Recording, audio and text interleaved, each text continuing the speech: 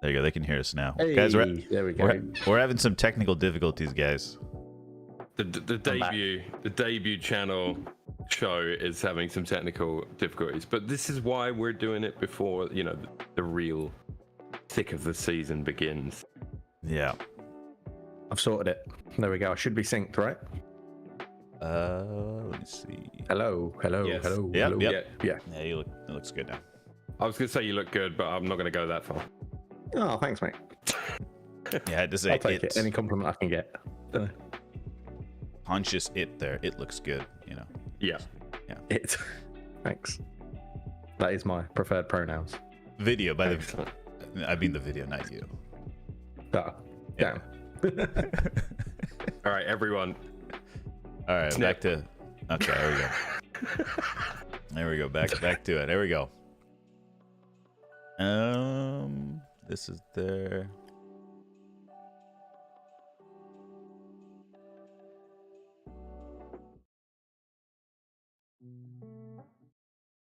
Okay. Black screen.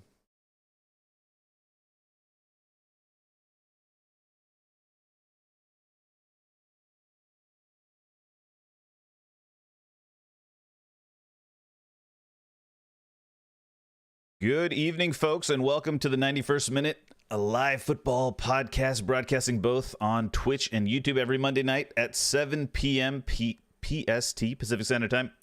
I'm joined by Milothe1st and CulturedLeftFoo. Good evening, gentlemen. How are we doing? Very good. How are you? Doing good. I'm doing all right. Yeah. New digs, new channel, getting things set up, a couple growing pains. Sorry for the delayed start, chat. Yeah, my fault. I'll take full responsibility. No, but even earlier I was having some technical difficulties, so it's all understandable with the new channel. And as always, we're glad to have you guys chat. Welcome. Thank you for joining us. Be sure to follow the 91st Minute on all social media platforms. That's Twitter, Twitch, and YouTube. Plus all the other links, they're in the description below. We have a link tree you can click on and find everything there as well. Before we get into our first topic of the evening, I have a bit of a I didn't tell you guys about this, okay? But a little question for chat and also for you guys, okay? If you could be any football player from history, who would you choose and why would you choose them? I'll start. I mean, for me, it's pretty obvious. I also had some time to think about this because I wrote this question. It's Paul Scholes, obviously. Okay. It's got to be the Ginger Prince, as they called him, I played his position growing up, so I have a soft spot for that deep-lying playmaker position. Set the pace for that Man United team. Fed the ball to his teammates. Just involved in everything. The Ginger Prince, Paul Scholes, is my take. Greg, you okay? Greg in chat says Scholes as well. Interesting. I think he was guessing yours. Yeah, I think he was guessing yours. Oh, you were guessing mine. Sure. Yeah. Okay. For me, you'd think I'd go Bergkamp. Yeah, I thought you would. You'd think I'd go Bergkamp because of just the magicalness of his play. But I'm gonna say Tony Adams without the booze addiction. Oh, interesting. Yeah, because I played centre back for most of my football. I mean, even if I played now, I would want to play as centre back. So, yeah, like iconic centre back. Yeah. Interesting. You've both gone for positions that you played, whereas I'm thinking I'm going to do completely opposite because that's exactly where I've played all my football, was at centre back. Right. So I'm like, put me up front. So I'm going to be like R9, Pele, someone like that. Someone so iconic that everyone loves. If I could be anyone. Yeah, if I could be anyone. Actually, no, fuck it. If I'm being anyone, I'm being Zidane. Yeah. Sod it. That was my other choice. Yeah. That was my other choice. Yeah, Zidane. Would you have headbutted Marco Materazzi? I think I have to if I'm Zidane. Yeah, it's part of his iconic legacy, isn't it? So, yeah. I mean, you've done. Yeah, if you were Zidane, there's a lot of good things you've done as well. But that one does stand out. Exactly. I guess fantasy football, yeah, Ronaldinho would be kind of neat. Maybe without didn't he have some tax evasion issues? I don't know. I think so. I'm picking players with like some checkered, history. No one's picking Messi. No, Well, he's not history, is he? That's the only thing. He's not history. He's still playing. Well, I mean, I guess it could be still playing as well. Who knows? He could be still playing. If you want to pick who's playing. We got Aguero in chat. We got Mbappe. Messi. So I can accept the 700 million Saudi offer. I mean, Ronaldinho, just to be that good with the ball, it would be like, I've got no concept of what it would be like to have that kind of control over a ball. I feel like the thing with Messi and Mbappe, you wouldn't be able to walk down the street though, you know? That's the thing. I don't think you would have Skulls, would you? I feel like Skulls could walk down the street, especially in America.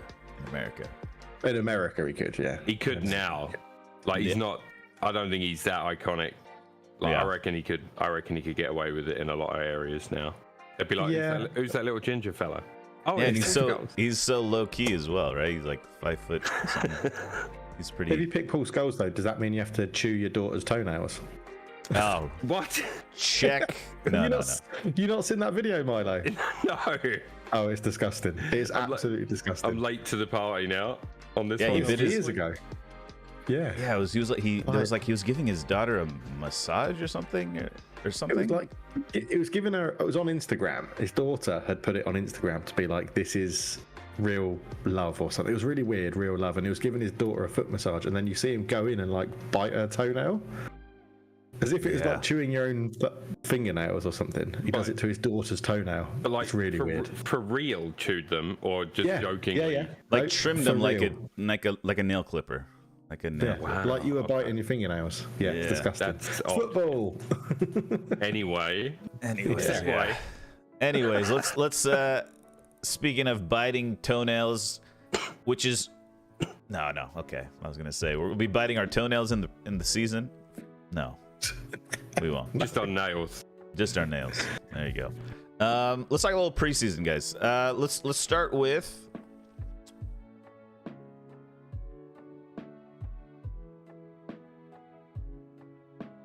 Arsenal have played a couple preseason matches this summer. They started with games against Watford and Nuremberg in Europe before making their tour of the US, playing the MLS All-Stars, Manchester United, Barcelona, and they return to England to play Monaco at the Emirates this Wednesday before playing in the Community Shield, which will be their first official match. Let's talk about their preseason a little bit. A lot of new signings. We had Declan Rice, we had Kai Havertz, Julian Timber. Now there's even rumors of a new goalkeeper coming in. Milo, let's talk about your team here. Sure. What do you make of the preseason? What's Arteta cooking? I mean, like, new signings is obviously everyone's eyes on the new signings typically in a preseason. But I got to be honest with you. Historically, it's only really in the last couple of years that we've got our transfer business done as early as we have. If you don't have to go back very far to see us sweating it out till the last week of the transfer window, which was extremely frustrating as a fan. And it was something that I think hindered us for many years, especially towards the end of Wenger's reign. And I think that was just about trying to find the best bang for the buck. So first of all, good business done early gives you a chance to get the lads together. The games we've played, the goals we've scored. You and I have discussed preseason how I feel about it. Like, I'm much more concerned about the fitness issue. Getting the guys fit, having them bond a little bit. Obviously, the business end of the season starts very, very shortly. When you think about it, it's a short preseason.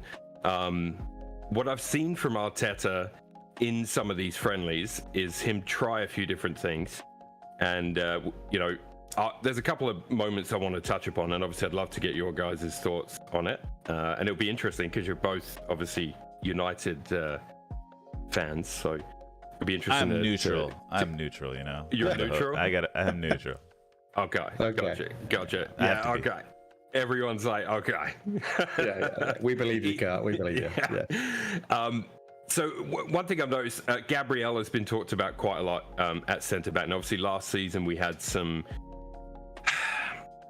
doubts about him, which didn't really come in until the Saliba injury.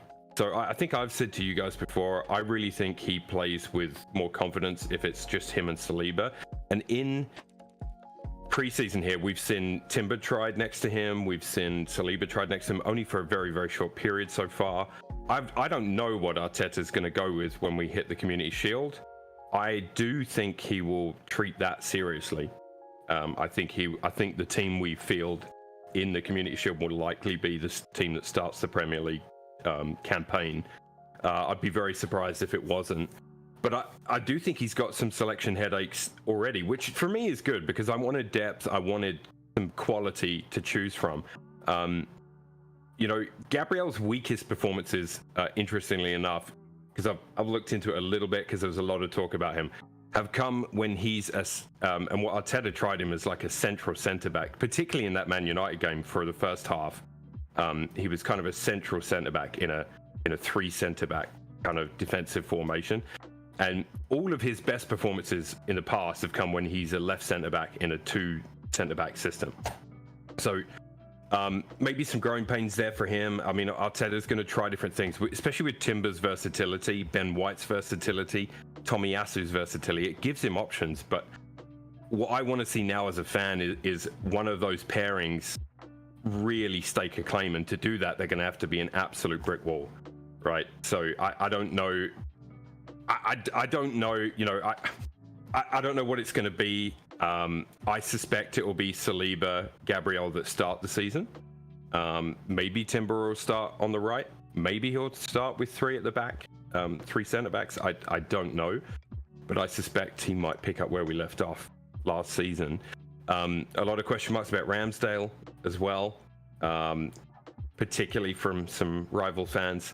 But you know, like Ramsdale, has been a great shot stopper at times.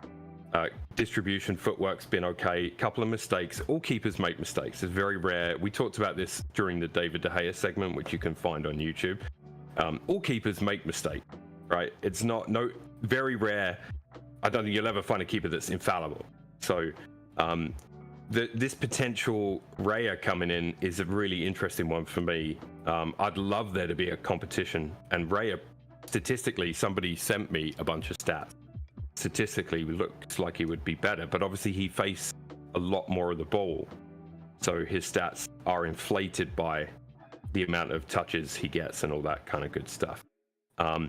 Offensively, for Arsenal, like I'm not concerned about, really. I think there's goals throughout. I think there's going to be some interesting decisions he's got to make. We've seen Havertz play up front this preseason. We've seen him play in a 2 up front with Nketiah. I mean, there's no way we're starting the season like that. So, you know what I mean? Like, that was a starting duo in one of the preseason games up top. I think one of my favorite things, and I noted this down, is the fluidity that we have in our front group is really, really pleasing to me. So you've got Saka, Martinelli, Trossard, who against Barcelona the other night came inside in central far more often, and Jesus was peeling out to the left side. So it really players that can interchange in amongst that front sort of 5 positions. And I don't think our season will live or die on that end of the pitch. I think it's all going to come down to how good is the defense, how much does Rice contribute to, or Partey, or both. If we're playing maybe we'll play 2 defensive-minded midfielders at some stage. I think it's all going to come down to that area of the pitch for Arsenal for this season. What do you guys think? I was just thinking, like, you mentioned Havertz, Rice, and Timber. Raya might be coming in. Is there any transfers that, or is there a position that still needs strengthening? Because I mean, other than an actual out-and-out striker, you've basically strengthened attacking positions with Havertz, midfield with Declan Rice, and defence. And I don't think you need another goalkeeper. I think if you buy David Raya, then you've got too good a goalkeeper on the bench, which is a first world problem, isn't it? It's a good problem to have, but I don't think Ramsdale deserves dropping, and I can't see Raya coming in and being happy being a cup goalkeeper. I don't understand how you keep that happy, but that's a different. My question is, as an Arsenal fan, what do you think about potential other positions that need strengthening or more depth or something? I think sooner or later we're gonna want a sort of out and out option up front, and it's not Havertz, it's not Jesus. Do you know what I mean? Right. Like sooner or later we're gonna need an option for that, and maybe that's something that might be missing in certain games this season. You know what I mean? Obviously, he's going to rely on Havertz's height to get stuck in in the event that we're playing a game where you want a sort of more physical presence up there. Jesus drops deep so much. We've talked about it. He's such a false nine, really, in that formation, and Saka and Martinelli or Trossard or whoever sort of nipping in behind. So I think I can understand why we haven't targeted a centre forward, but I think at some point we'll have to. Yeah. Carl? Yeah. How crucial do you think it is getting? So the criticism of Ramsdale, at least through preseason, and you could argue last season as well, is his distribution, with the ball at the feet, etc. Right? You see it with other clubs like Man City and Liverpool, and now United with Onana. These ball-playing center backs who give the +1 advantage, right, in the build-up. Ramsdale, he's still young, right? He's 25, 24, 25. 24, yes, I think he's 24. So potentially he could train to learn these things. Raya is, I believe, 27, I think. So, Raya can play with the ball at his feet. He's comfortable. I believe one of Arsenal's coaching staff worked with Raya at Brentford previously. That's what I read. Yeah. Yeah, so the goalkeeping coach, or one of the goalkeeping coaches. So I do feel like it's been such a ruthless summer for Arsenal in the transfer market. Why stop? Finish it. Raya could be the difference between a Champions League, round of 16 win, or finish versus a round of or a quarterfinal finish versus maybe even a semifinal finish. If you can have that control in Europe, So I think that's the criticism. I mean, we'll talk about United later, but in Europe, United struggled in these technical games where the +1 at the back makes a massive advantage in controlling games. So I think Arsenal might as well. You're right there. Might as well go for that extra plus at the goalkeeper position. But now I think they're saying 40 million euro for him, or 40 million pounds. So it might be a little too steep, or something like that's got to happen. Maybe, yeah. I mean, the thing about Ramsdale, I think people are being a little harsh on him, because in the early part of the season there were many games where he really did come up quite big for us, and he did, compared to what we'd seen before, there was a lot of praise of his footwork and that sort of thing. So obviously when you're a keeper, it's only your mistakes that highlighted, right? Yeah. That's just it. That just comes with the job, unfortunately. If Ramsdale makes 8 nice, clean, crisp passes in a game and then one of them goes awry, that's all that anyone will ever talk about. So, look, if we bring in another keeper who's better than Ramsdale, or at least competes with Ramsdale, and we'll get to that a little bit too, I'm not going to be against it, because I think it will make Ramsdale better, and I think it will make our team better and stronger for the season ahead, right? So it's a win. If we do nothing, I can live with Ramsdale as our number 1 keeper, but if Matt Turner's on his way out because he wants to start somewhere, I mean, I'm disappointed that Turner hasn't been able to put up any kind of fight. You know what I mean? He's not made it difficult for Ramsdale to keep his job, and I think you do need a bit of that for keepers, right? He was your cup keeper. Yeah, he played in all the cups, and then I think the Europa yeah. League knockout stage, Ramsdale came back in. I think, right? I think that's what it was. Yeah, and look, there's nothing Turner did that stood out to me as like, oh my god, that's why he's not playing, right? It's just that the people that work with him every day weren't seeing what they wanted to see. Right. And I guess that's we have to trust that the coaching staff and everyone else, they have set targets that they want to see, and if you get, if he'd have come in and been lights out in one of those cup games, maybe he would have had a chance. You just No, don't yeah, know, right? Ramsdale is definitely clear of Turner. That's for sure. Yeah. That's for sure. Yeah. I wonder maybe if maybe it could be possible January signing. Maybe this is just kind of like a Feeling them out. like almost like a threat to Ramsdale or something, like almost like a you know, listen, Maybe, we're not yeah. afraid. You got the #1 kit, but or #1 jersey, but you know, we're not afraid to upgrade. You know, we're not afraid to upgrade. Yeah, I mean, I'm sure some of those games are played publicly, right? I would think so.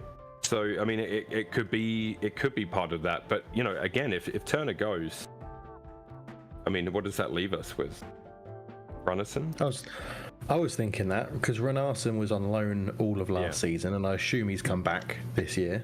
I believe I so. assume he's Yeah. back at Arsenal. So it was an interesting thing to see if Turner goes and you don't get another goalkeeper.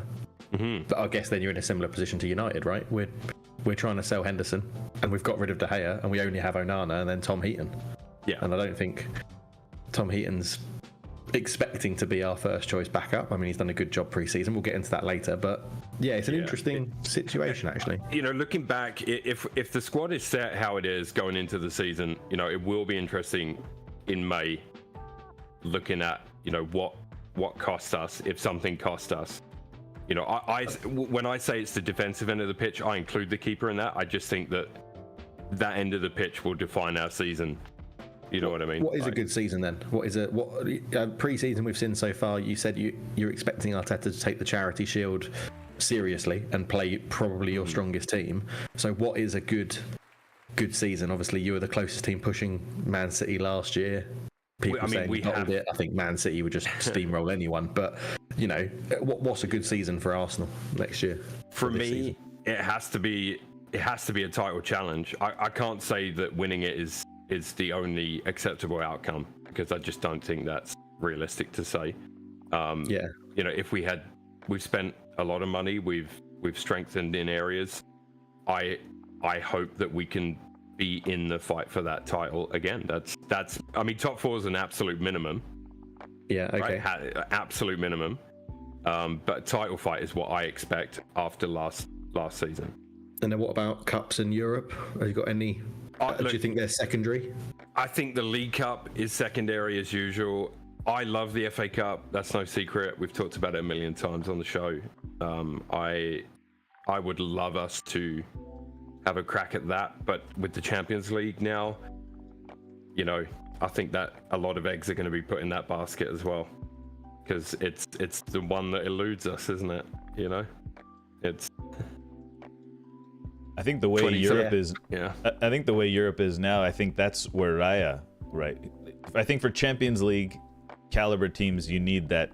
I think that's becoming a requirement, that to be able to control the game from the back. I think that's what I don't want to talk too much about United, but when people were talking about replacing De Gea, I was saying we could replace De Gea, or replace our kind of old school goalkeeper with a ball playing goalkeeper. That will help us challenge for Champions League or something like that. But you know, other areas need to be addressed first before you even think about that, right? So, and I think Arsenal have addressed most of it. I think if you think about who played the most for you guys last season, I think Saka and Odegaard played almost every game, I want to say. So I think with Odegaard, you've got Havertz, a little bit of depth there. And for Saka, I don't know if maybe Reece Nelson will get more minutes. I mean, I don't know who can. Yeah, you got Nelson, you got Trossard is fairly willing to move. Martinelli can go out. Still got Balogun, right? Or right? left. Still got Balogun at the moment. I do expect him to be gone before the end of the window. But I think no news on what they're doing with Marquinhos yet either. I don't know if he's going to get some appearances off the bench this season. So there's another one there. I mean, I think it's interesting, and I'm really looking forward to seeing how this team plays in those European games as well. Like, because you know, at times last season, I think even you admitted they were kind of a young, kind of an exciting team to watch. The brand of football was pretty swashbuckling and entertaining to watch, right, from a neutral perspective. Last season, right? Yeah. Yeah. I thought I said preseason. Yeah, last season. So I think, like, you know, I'd like to see that continue. I'm interested to see how that, you know, how they do in Europe as well. It's going to be good. Is it going to be tough? Because obviously no European football last year. This is a big step up in terms of amount of games. It's a big step up in how many extra games you now have to play because of European football. Because Arsenal go straight into the group stage of the Champions League, don't they? They don't have to qualify, finishing second. So, is it a test for Arteta, and as in squad management and rotation? I mean, of course. I think we've seen some very, very seasoned managers get caught out or punished by that in the past, right? Like, so it's definitely something that is going to give him something else to think about. But it's again, like you said earlier, it's first world problem, isn't it? You know, it's a problem you'd much rather have than not. You're at the table, you pulled up a chair, and I mean, honestly, going back into the Champions League this season, I suspect a lot of it, you know, I don't know, because I think Arteta's quite clear about what he wants to see from the team, and they don't always follow. I think that, you know, last season towards the end, he's like, that's not what we talked about all week. You know, what I saw there is not what we talked about all week long. So he needs to curb those moments in the league and in the Champions League. So obviously you just get less time to prepare for each opponent as well. Okay. So, Balogun's linked to Inter Milan, and I think the price is 35 to 40 million, I believe. I think he was I want to say he was the highest scoring under 21 player in the top 5 leagues. I want to say something like that. I think he was. I think just the valuation may tell you what you need to know about the French league, but yeah. Oh, okay, yeah, maybe that's what it is. I mean, unless Mbappe's Mbappe, right? You can't really compare Balogun to Mbappe, but obviously they did play in the same league, so that's really the only comparison I would make between the two. Look, Balogun through the youth system was really good. Lots of high hopes for him. Again, you know, you need to seize your opportunity though. Like you've come back. Like what's he look like in training? I'm not there. I've watched as much of the preseason as I can. I'm not seeing what they're seeing on the training field every day. I don't know what physically condition he's in compared to what they want their players to be in, you know, when they do all those kind of tests, which they do. And I'm sure they have tons of data now on their fitness and everything that we have no access to. You know, I just think, had he come back and just been firing on all cylinders and just banging in goals in the preseason, I think it's a no-brainer. You try and flog Eddie, don't you? How much did he play much in the preseason? Well, and again, that's what I'm talking about. He started the first 2 preseason games, I think. I mean, he you know, like, I don't want to be too hard on him because it's difficult, right? You're coming into a group that's played together, especially offensively. They've played together for at least 6 months, most of them for the entire year, and then you've got to come in and break into that. So his decision really is, do I stay and fight for that number 1 spot and prove that I'm a better center forward than Jesus and I can contribute more, right? His decision is that, or take the easier option, which will be go somewhere and start afresh and be the center forward. Yeah, and he'll probably get the 2 options. He'll probably get a better deal as well if he goes somewhere else, right? Arsenal probably don't want to pay him. Yeah. But I mean, it's tough coming. I think it is tough coming back from on loan. You know what I mean? Like it's if you haven't shown that killer instinct at any point in preseason, in training, you know, if you're not showing them what you can do, you're not going to get the opportunity. And maybe you will prove them wrong. I mean, it's happened with plenty of players in the past. Yeah, I'd like him to do well. I mean, he's been in the youth system for, you know, a long time. And obviously you all hope that the players that come through your youth system break into the first team and become a star, right? That's the dream. Yeah. That's what you want. That's what you want. Yeah.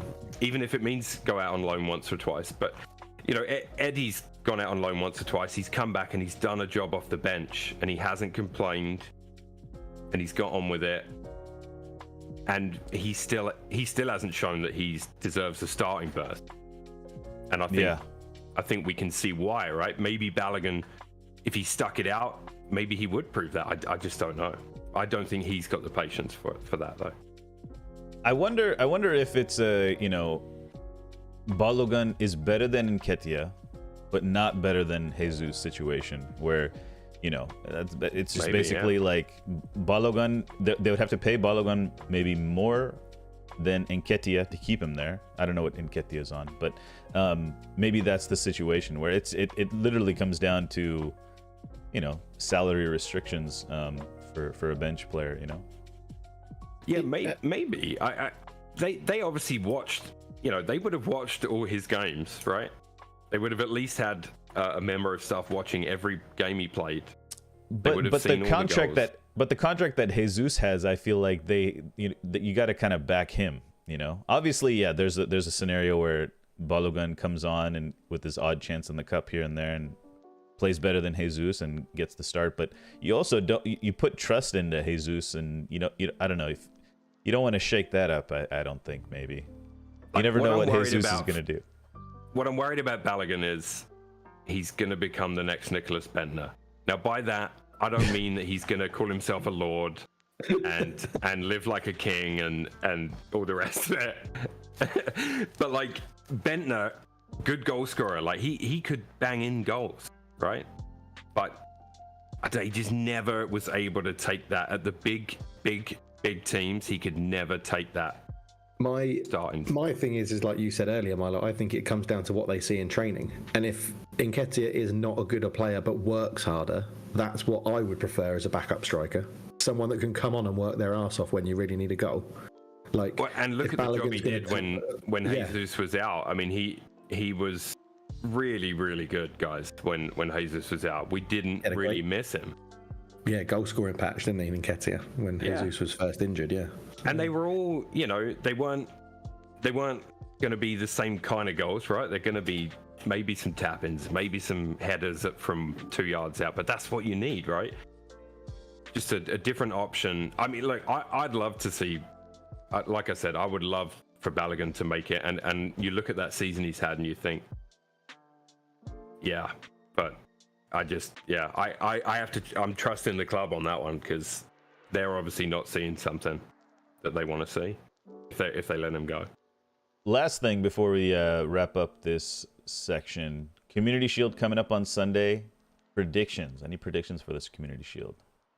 City, the first game of the season, Charity Shield, Community Shield, whatever you want to call it.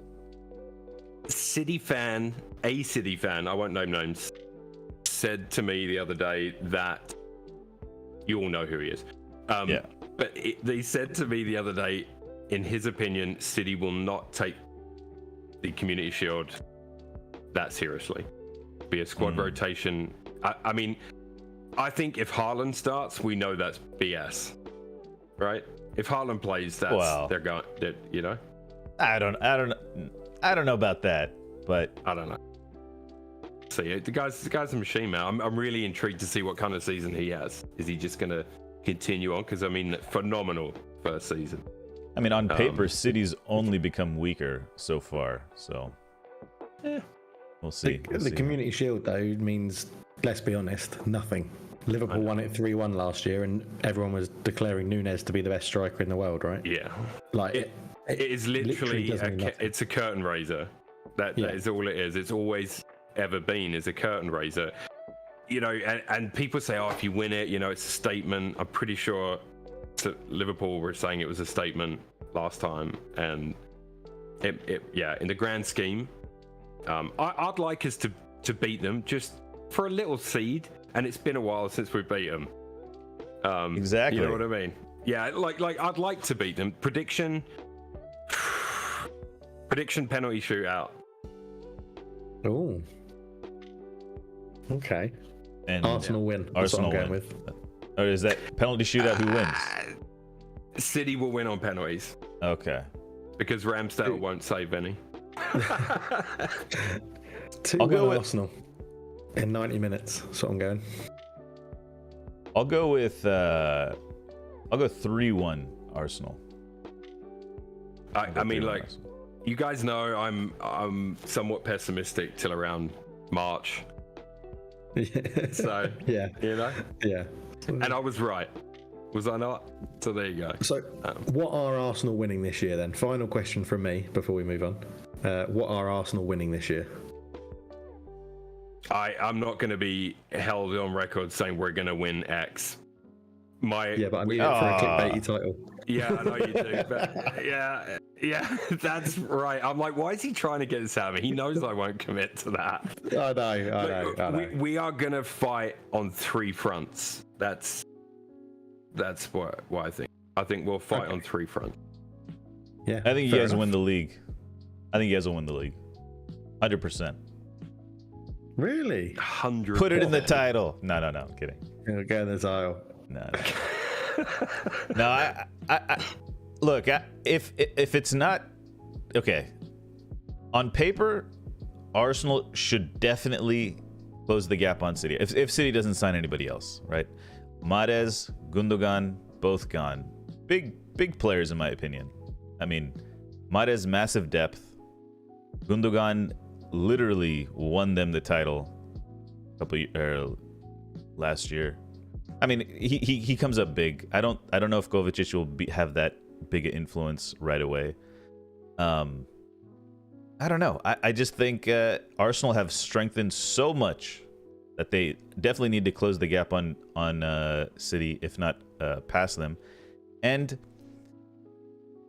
it just depends on if anyone else makes the challenge. I think it really. I think there has to be a third party here for Arsenal not to be in the favorites. Not obviously City are the favorites, but in my mind, if Arsenal can keep the momentum they had last season, obviously injuries, everything, they should be challenging. They should be strong favorites. Not favorites, but strong challengers. I mean, there needs to be other teams in the mix for us to overcome City as well. I think they need to drop points somewhere else. Do you know what I mean? Like, yeah. We need more games which could go either way between the top competitors. And I just don't think you saw that this last season. And in general from City, of late. It's just... This is what I love about this upcoming season, is that I'm the opposite of Cart for Arsenal. I think Arsenal are going to just about get top 4. I think with the added Champions League pressure of how well they did last year, because Arsenal had a fantastic season last year. I'm not one of those people that said they bottled it. I probably did as a joke to you, Milo, but I honestly think they had a really good season. Man City were obviously going to steamroll the league. Because I've not seen Arteta manage a squad with the Champions League, with that sort of routine of Monday, Wednesday, Saturday, Wednesday, Saturday, Wednesday, Saturday, Wednesday, with a couple of Sundays thrown in, or a Tuesday game in the Champions League. I'm just not sure. I'm not sure. I think it will take its toll. I'll revisit that in January, but yeah, third, I can't see anyone. My problem is I can't see anyone but Man City running away with it again, because even if they've lost players, I think they've just got so much money they go and fix it in January. So, but I know this segment is kind of Arsenal preseason. I mean, do you want to? I'd like to know who else you think will be in that top 4. All right, the cultured is saying basically, guys, for the title, Arsenal are finishing 7th. Not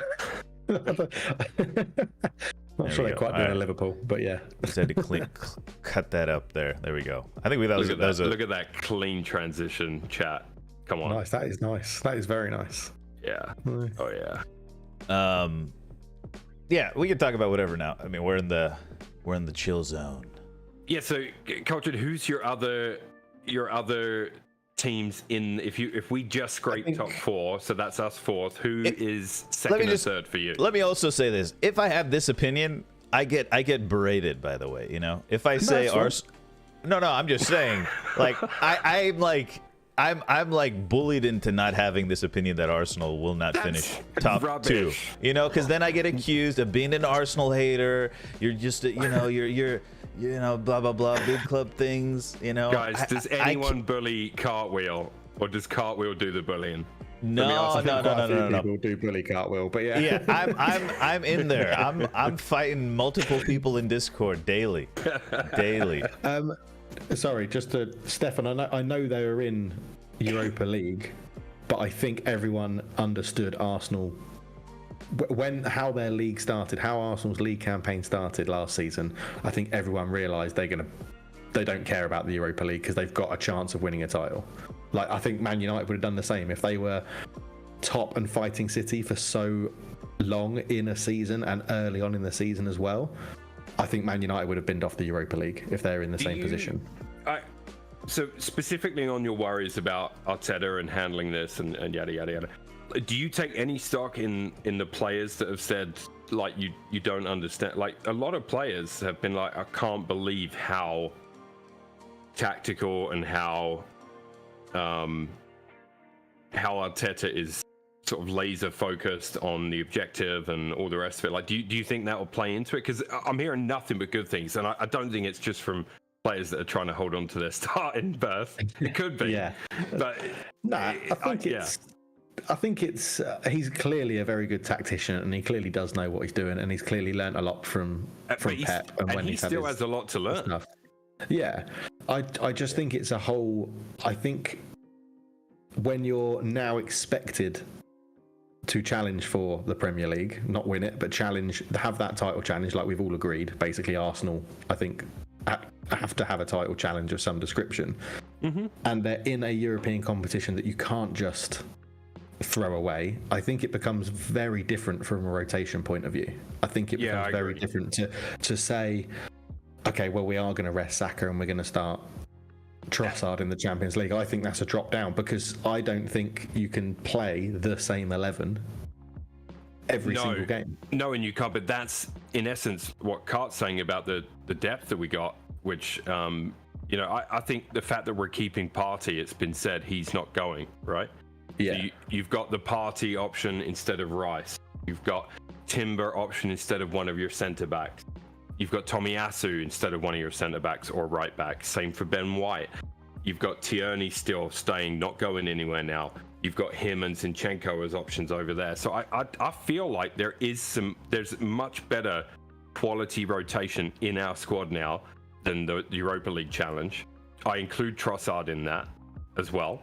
Yeah. And if obviously it's as how long have we been out the Champions League now? I forget, because I've eliminated it. It's been a few years, right? But has any team ever gone into the Champions League after a hiatus and won it straight away? Got to look into that, chat, for next time. Answers on a postcard. I can make the good faith argument for why Arsenal win. I can make the bad faith argument for why Arsenal barely finished top 4 as well. I can see things. Not just the things you mentioned. The fact that you have more quality, right? Because last year the team picked itself. It was just straightforward. The team picked itself. No man management required from Arteta, in my opinion. Really. Everyone in the place knew. Everyone knew what was going on. Knew what the team was. No problem. Now you have all these, you have depth, you have a lot of players, you have players who might be a little upset sitting on the bench, etc. That's the thing. It's Depth's a lot of thing, things. but you've got to keep everyone happy, right? You do, but we're going to see another aspect. You won't ever find the perfect balance. If you do, you'll be in mediocrity. That's the problem. Absolutely. You know what I mean? This is where the manager comes in, the man aging, right? The man in charge of aging or whatever, he has to control the group and everything, and we'll see, because I don't think Timber's going to be happy not starting. I don't think Gabriel's going to be happy not starting. I think Zinchenko is not going to be happy, because Zinchenko is playing that false fullback role. Now it's Timber playing that false fullback role off the right now. So it's that's fine, but as long as what I want to see from them is, okay, we lost that game. I know I'm not starting next week, so I'm keeping my mouth shut. I'm working hard, and I got to get myself back in the team. Yeah, in theory, I think that sounds right. Yeah, I mean that in theory, I think that makes sense. But you never know how it'll affect things. The expectation is so much different. The expectation is totally different. It is, for sure. They came out of the blue last season. A lot of people, I just want to remember, a lot of people wrote us off last year. early last year. Said this won't last. They won't last. And I'm talking about from like week 2 or something stupid. Like Arsenal finished 7th, 8th, 9th. I think to clarify my Arsenal finishing 4th, 3rd, I think in my predictions that I'm doing for my friends, I think I've got them 3rd in the league actually, and I don't think it's because Arsenal are necessarily going to get worse. I think Man City are going to run away with the league, and I think United, Liverpool, Chelsea, Newcastle are going to take more points off each other, and putting Arsenal in that list as well, which I think means those teams aren't going to play worse football. It's just that Man City are going to pick up more points than everybody else, and there's going to be a lot more fighting for those top 5 is it next year for Champions League potentially with coefficient. But with coefficient, it's going to be interesting. It's why I'm very excited about this season. I think if someone can challenge City and more teams can take points off City, then it's going to be even better. So it will be, because last year I just didn't, any game City were playing in that second half of the season, I just wrote it off. Yeah, you just knew what was happening, right? Yeah, it didn't matter who it was, but I want to know that when City play Newcastle, they're in for a bloody hard game. Like I know Arsenal may well be in for a really hard game away at St James's.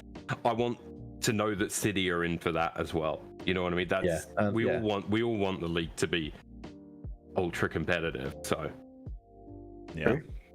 true. If there's any chats here, let's see if there's any chats from YouTube. No, I'm keeping an eye on YouTube. It's ticking over. Okay, quietly. I'll let you know if anything comes in. Yeah. No highlighted messages right now, guys. We need to get affiliated here on Twitch first. We do. Yeah, so this is a good start though. We need the 3 concurrent viewers and all the rest of it. You're an Arsenal hater. How it does it. So, I'm not an Arsenal hater. Twitch. Yeah, I already get accused of being an Arsenal hater.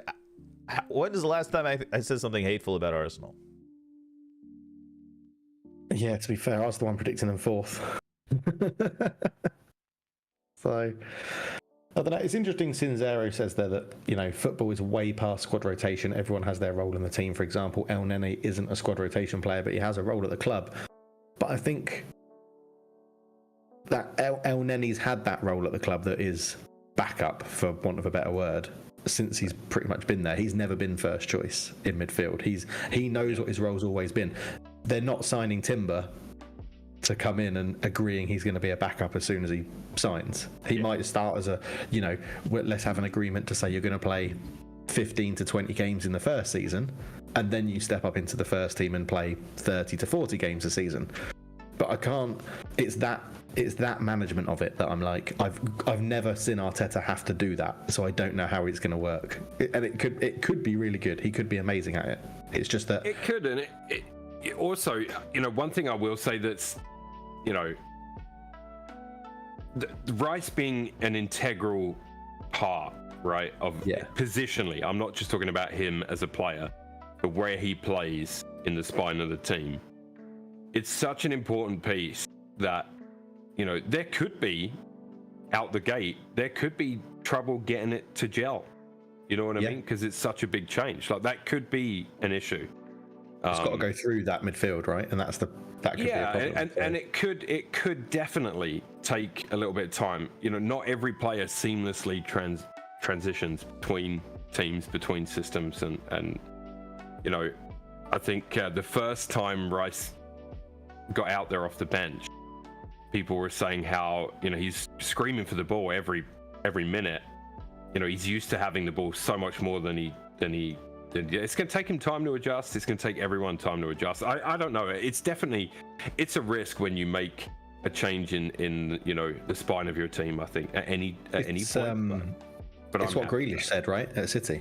Grealish said the same. He was so used to just getting the ball whenever he wanted it at Aston Villa that he moved to City, and then he was not seeing as much of the ball anywhere near it. And I think that's going to be.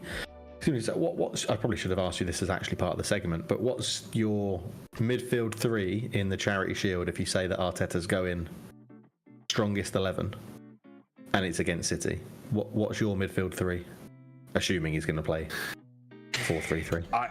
he won't. I would approach it a little bit differently. I would probably try Rice and Partey, but I don't know that he's played them yet. I'm interested to see the team against Monaco, but I don't think it'll be many of the starters Sunday. So Rice that'll also give us. Did Rice play against Barca? I don't think he did he? No, he didn't. Which is was injured or just they rest? I don't know. Who knows? Could have been anything, couldn't it? Could have been a not feeling too good. Nothing's really come out publicly about it, so I'm sure they had their reasons. I think it will be Rice, Odegaard, and Havertz. I think that's probably what it will be. He seems to, like having Havertz out there, and we'll see. Yeah, that's a risky one in my opinion, but yeah, they're gonna go for it with Timber Hub in midfield. The Havertz signing. Well, I tell you what, let's not. Again, I will say this: I don't think we should judge the Havertz move until at least January. January, yeah, that's what. Yeah. You've got to give him a chance in a new team. He needed a fresh start, right? There's no doubt about that. I didn't think it would be with us, but it is. So. Yeah, I'm gonna give him to at least January before I say anything that's too bad, because again, he needs time to adjust. And there's been a lot of positives that people have seen in him in this preseason already. Yeah, cool. All right, let's move on to our next segment of the evening. You guys gotta remember, when I pause, I'm waiting for the transition to end, etc. Yeah, that's cool. All right, here we go.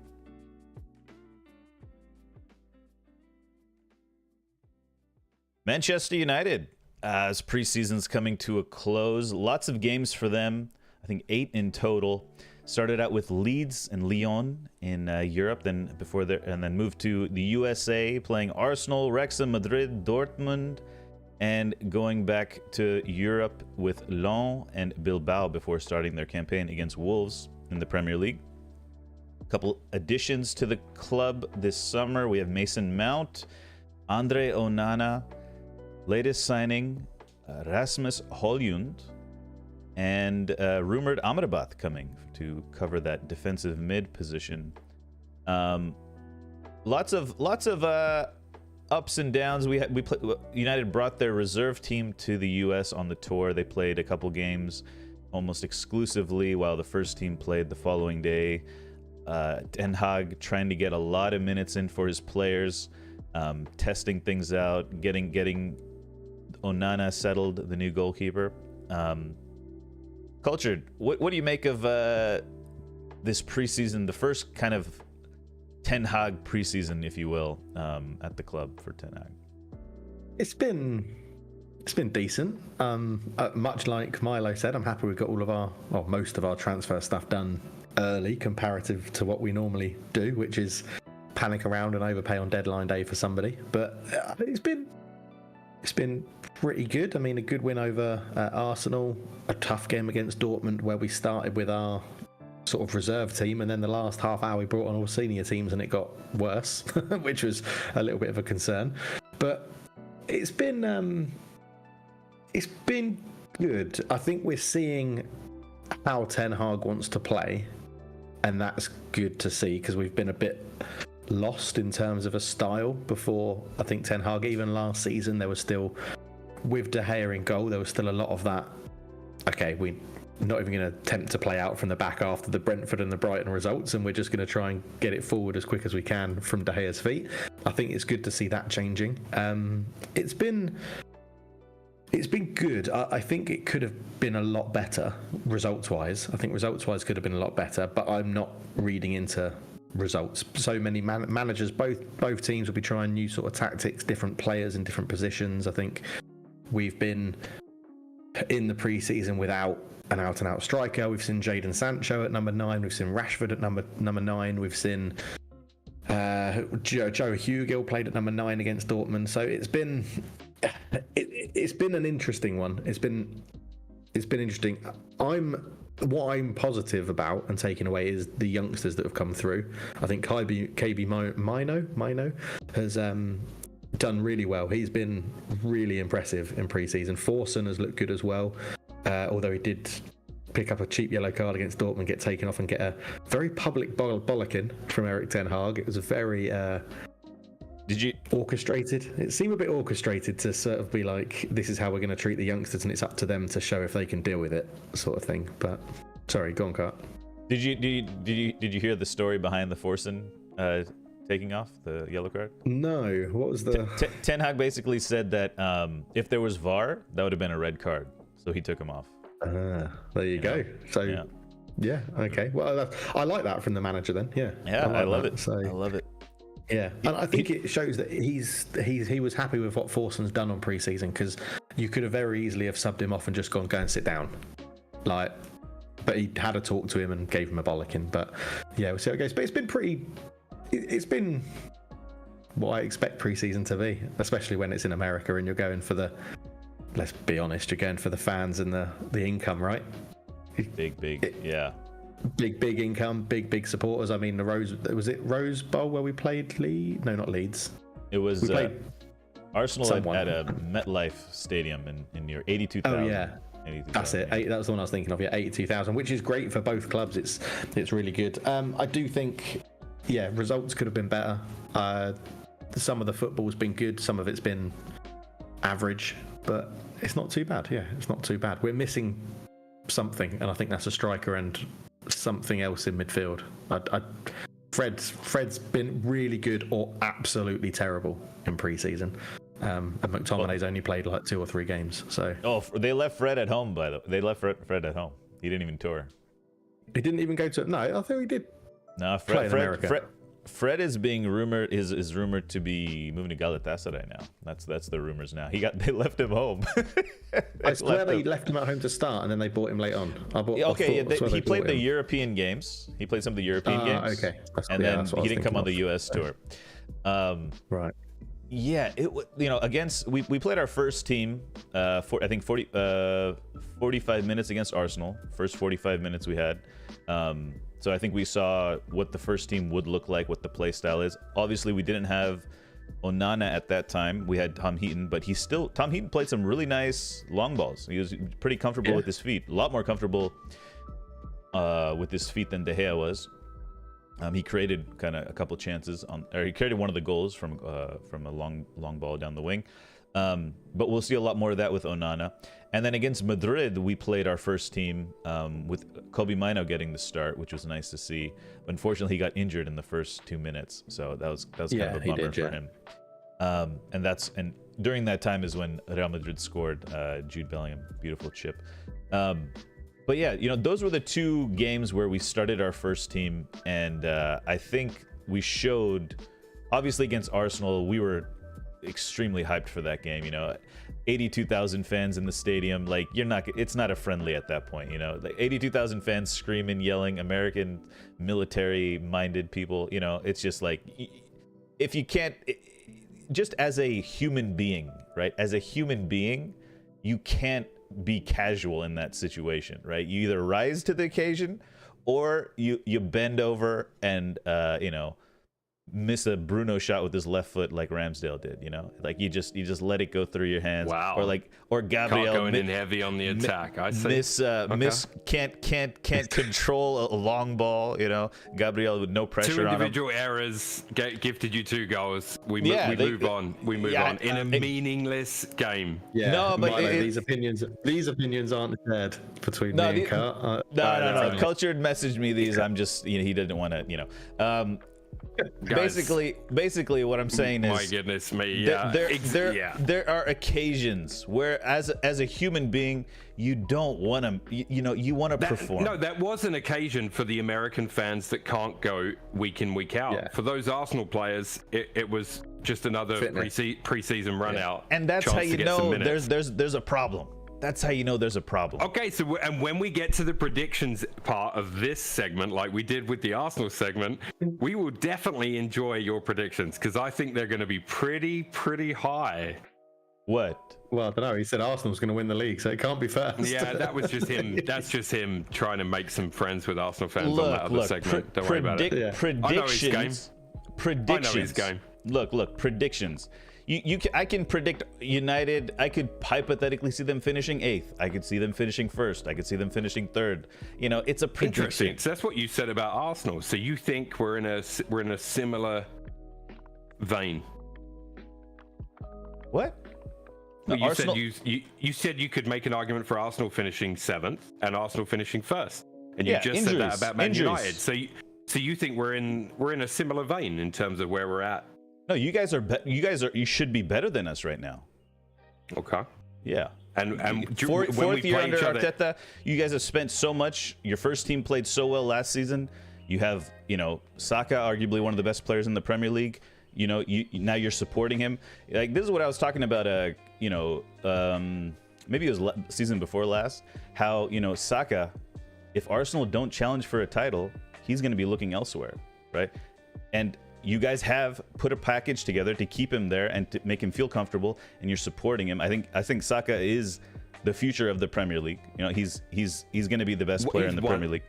He's one of, and certainly for England too, you would hope. Yeah. Yeah. So I'm just saying, we're going back to Arsenal now, but that's, I don't know why are we going back to Arsenal? I don't know, because you really wanted to zero in on that friendly game, because that game meant it meant a lot to you, and I think that's cute. No, it didn't mean a lot to me. It's cute. It didn't mean anything to me. It did. It meant a lot to the players, and that's what matters to me. It meant a lot to you. No, it didn't. Because you're in America. No, it did not. It did not mean anything to me. It meant a lot to me that it meant a lot to the players. So what about the players when you lost the next game? Because everyone these days how did you feel about plays that? like is in this Arsenal mentality of old, where it's it's a friendly, it's casual, top 4, blah blah blah. It is a preseason game. No. This was not okay. Look, it's a preseason game, but you have to show up. There's 82,000 souls in the stadium, there to watch your team, the team that you support for the whole season. You're not going to go there and fold it and make some silly mistakes like Arsenal did. Maybe Ten Hag, and I'm not saying this is wrong, by the way. This is not an attack on Ten Hag. I promise you. Maybe his plan was, I want you to go show me what you can do, specifically in this way. And maybe they did that for the first 45 minutes, because after that, I don't think it's not like it was a whitewash. It was 2 individual errors. Yeah. Like but anyway, I don't want to get into that so much. But my point being that, like, I think there's an argument that Arteta said, I just want to see you try this. Because if you actually look at tactically what Arsenal did in that game versus United, several things were tried. Several different things were tried over the 90 minutes. I do think there'll be an element of Ten Hag going, let's go and show what we can do against a team that challenged City last year. This is one of the top performing teams last year. And I do agree more with Milo that when you watch that game, there are tactically things that Arsenal did in that game that they didn't do last year. They were clearly trying stuff.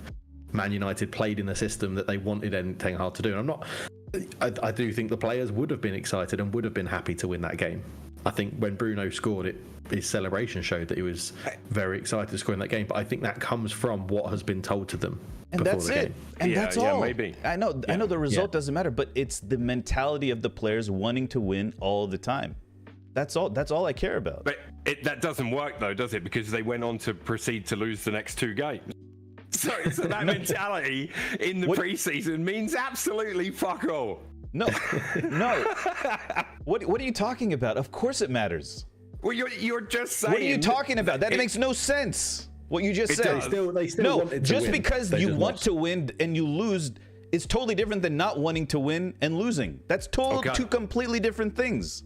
That doesn't make any sense. Correction: the next 3 games.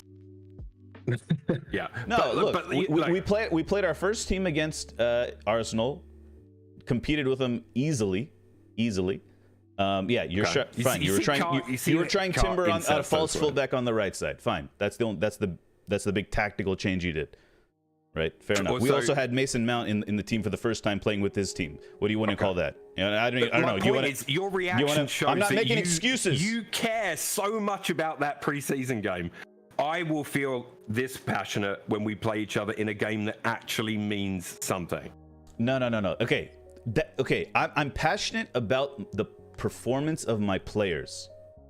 And if I was an Arsenal fan, I would be disappointed in Ramsdale, and I would be disappointed in Gabriel Magalhaes. But there were also things in that game where I'm like, I like what he did there. I like that Saka's, by the way, experimenting, dribbling more with his right foot, which is something Wenger told him to do in the offseason. And that's fine. You should be happy about that. That's great. I am. There's things they're doing that I see, but it's not the end of the world. Like, you want it to be the end of the world because you won this preseason game. No, because you're acting like it doesn't matter. It doesn't. No, the performance does matter. The performance does matter. 2 individual mistakes. That's it. Yeah. So what? Get them out of the way now. No, what a time to do it. 2 individual mistakes, and generally we had much more control of the game, and there's a lot of things in that game that was different, right? Lisandro Martinez pushing forward like a false center back is a new thing. We didn't see that because we didn't have a goalkeeper that could play with the ball at his feet, right? There's a lot of things changing. Ten Hag's playing complete total football. A lot of times so what happened in the next 3 games when he tried to play complete total football? Do you want to analyze it? Because we can. Against Madrid. I'm asking you a question. All right. Okay. What happened if he's playing complete total football and it's amazing and it's so good? What happened the next 3 games where you tried to play total football? Against Madrid, we went down to 10 men, conceded, and then after that, then the amazing bicycle kick they scored. We created a couple chances. We're lacking in the attacking department. Now we've signed Højlund. Now we have Garnacho, Rashford off the left. It'll be interesting to see who starts in that position. Højlund through the middle now will provide some pace behind the line. Because Martial doesn't provide pace behind the line. Sancho doesn't provide pace behind the line. Weghorst definitely did not last season. So we'll be able to push the back line of the opponent further back, which is funny enough how Madrid scored, right? Vinicius making a dummy run, and Bellingham coming through with a long ball over the top. That's how they scored. These types of things, they have the desire of the first team was there, right? We lost to the better team on the day. That's fine. Okay. So, and you know what? That's Madrid is as good as we're gonna play in Europe. Madrid is as good as we're gonna play, and Arsenal is as good as we're gonna play in the Premier League, right? When we won't know what any of that meant until ultimately till May next season. You said the following 3 games. Let me finish. Okay. First, against Wrexham, we played our reserve team. Okay, we played our reserve team. If you want to count that, you can count that. And then against Dortmund, I don't care who you played and what the score was, because it was preseason. It literally means nothing. Then why are you bringing it up?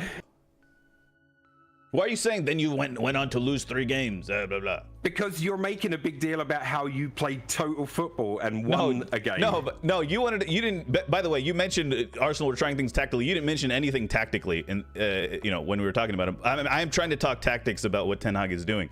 Oftentimes you'll see Wan-Bissaka at the 10. You're attacking me for not talking. I did talk tactics. No. I'm not. I'm saying why it matters. I'm saying why it matters. I'm not attacking you about whatever, I'm just saying you said Arsenal were trying things tactically. Okay, that's fine. Yeah. And total football, what I'm saying by he's trying to play total football is me explaining what United was doing, okay? I'm not saying it is total football now. What I'm saying is there were times when Wan-Bissaka was at the 10, right? Bruno Fernandes against Dortmund was at the center back for a couple of moments. These rotating positions, because Lisandro Martinez pushes forward, the fullbacks come around. That is the definition of total football. Players playing in multiple positions comfortably. This game, guys, was Cartwheel's Champions League final. This was Premier League deciding day, this preseason game for Cartwheel. It was. That's what it meant to him.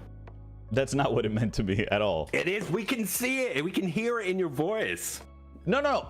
You're saying we lost a bunch of games. I'm explaining what's going on. Only because you're bigging up this win. You started the segment with a 2-0 dominant win. I didn't say that. What I said is 82,000 people in the stadium. It's not a casual friendly at that point. I'm sorry, Milo. It is a casual friendly. No. It doesn't matter if there was a million You haven't played in front there. of people then. You haven't played in front of an audience. You haven't played in front of an audience. I'm not a professional footballer. Exactly. So how would you know? How would you know what it feels like? Because I played in front of a stadium. I've played in front of a stadium. And even if it's a friendly, even if it's a fucking alumni game or some shit, you get pumped when there's people there. It adds energy. You play a music gig. Where there's been you play a music. There. You play a gig, a band. You play at a coffee shop. A couple of people there. You one intensity. You go to a club. You play a show there. 200 people, you adrenaline fills your body. You know, it's a different thing when 82,000 people are in the stands. Noob. Look, no. Listen. These are not noobs. They know it's preseason. This idea that we should have taken it easy is just is a little weak. It's a little weak. Who said you should have taken it easy? Did you see Barcelona versus Real Madrid? Who said you should have taken it easy? That was not a friendly. That was not a friendly. I never said you should have taken it easy. I said, in fact, I complimented Ten Hag for if that's what he wanted to see from his team. He saw it. I complimented him. Okay, but then it's very easy for. Okay, look. What I'm saying is, in that situation against the league champs or the league competing champs, we played toe to toe with you guys. It meant more to you than us. That's fair. I don't know. I don't know at the end of the day if it really meant more to us. To me, by the way. I mean, just chucking that out there. It meant way more to you, Cart, than anyone else on this panel. The performance mattered to me. You're right. The performance mattered to me because because these players are paid millions of dollars to perform.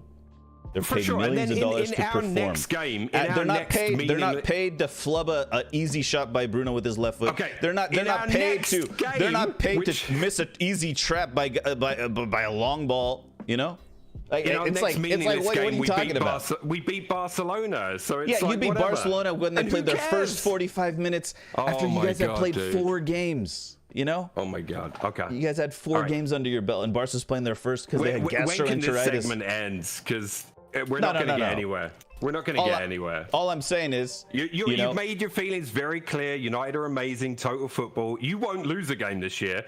I can see it. We will. No, you won't because you're playing total football. And your preseason. Do you know what total football means? Arsenal, do you know what total football means? I don't even think you know what total football means. For the rest of the year. I don't even think you know what total football means. That doesn't mean you win every game, okay? That's not what total football means. I know what total football is. Okay, well then why are you saying because we play total football, we're going to win every game? That makes no sense. Zero sense. I'm pretty sure if I go back in the segment, you said something, you linked the win to the way you were playing total football. No, I didn't. I said we were trying things tactically. You're saying, Arsenal, we're trying things tactically. No, you were trying things tactically as well. Okay. We were trying things tactically as well. Now you're doing the voice. We were doing things tactically different too. So what now? What happens at that point? Nothing. It's a moot point. I'm about to hit end, guys, because now he's bringing out the voice. That is stupid, and I won't take that. I won't take it. No, you're saying Arsenal will tried so many things differently tactically. Okay, we were doing things differently tactically too. So what then? You know, like what? Dude, that's all I'm saying. Ultimately, we will know in May who's had the better season, and on September 3rd we'll actually play in a meaningful game, and I guess we'll see what happens. And if we play like we did in the first 45 minutes in that preseason friendly, then I will be disappointed. Yeah, no, and we can make mistakes too. That's not a big. I'm not saying we're not going to make mistakes. I'm just saying on that occasion. No, my point was about it being a casual friendly. What I'm saying is when you play in that atmosphere, you don't want to lose, period. And, you know, and I know you're going to say Arteta after the match, that's what he has to say, blah, blah, blah. No, as a competitor, you play ping pong, you want to win. You play pool, you want to win. You play darts, you want to win. You play a round of golf, you want to win. You play, I don't know, hopscotch, you want to win. You want to win. Yeah, with your first team. Oh my God, dude! Wanting to win. Hang on, let me come in here. Wanting to win and actually being okay with a preseason defeat in a first half is 2 different things, man. When the season starts, we will want to win every friggin' challenge. And this is my point. This is my point. I am happy that United has the mentality of winning every single time they play. That is the difference. Do you understand how you just said when it comes to the season we'll turn up, right? You know how you're saying that?